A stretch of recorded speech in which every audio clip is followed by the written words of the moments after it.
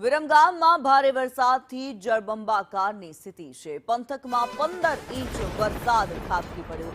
અનેક રહેણાંક વિસ્તારોમાં પાણી ભરાઈ ગયા। 450થી વધુ લોકોનું સુરક્ષિત રીતે સ્થળાંતર કરવામાં આવ્યું છે। એસડીઆરએફ અને વહીવટીતંત્ર દ્વારા રેસ્ક્યુ ઓપરેશન હાથ ધરવામાં આવ્યું।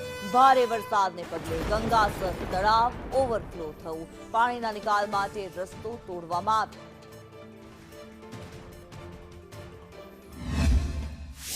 અને જે પણ અસરગ્રસ્ત વિસ્તારો છે જ્યાં આગળ પણ મદદની જરૂર પડશે બોટ મારફતે અથવા એમનું જે રેસ્ક્યુ ઇક્વિપમેન્ટ છે એ મારફતે પણ અમે એમની સુધી પહોંચી અને એમને મદદ પહોંચાડીશું।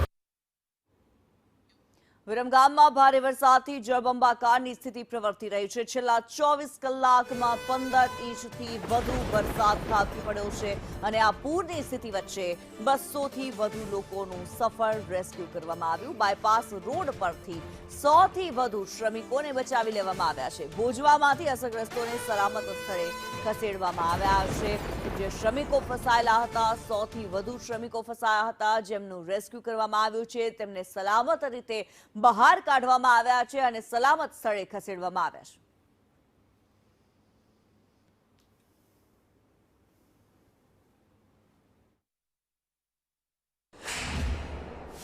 અમદાવાદ ગ્રામ્ય વિસ્તારના વિરમગામ શહેર સહિત પંથકમાં ભારે વરસાદ અને ઉપરવાસના વરસાદને લઈને અનેક લોકોનું રેસ્ક્યુ કરવામાં આવી રહ્યું છે।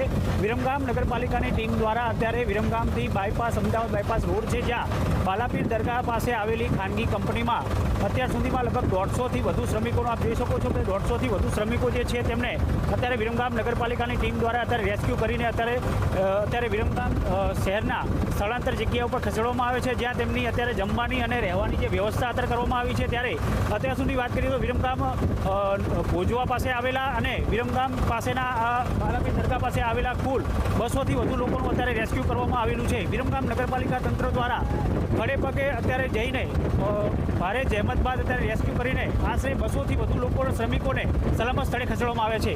પિયુષ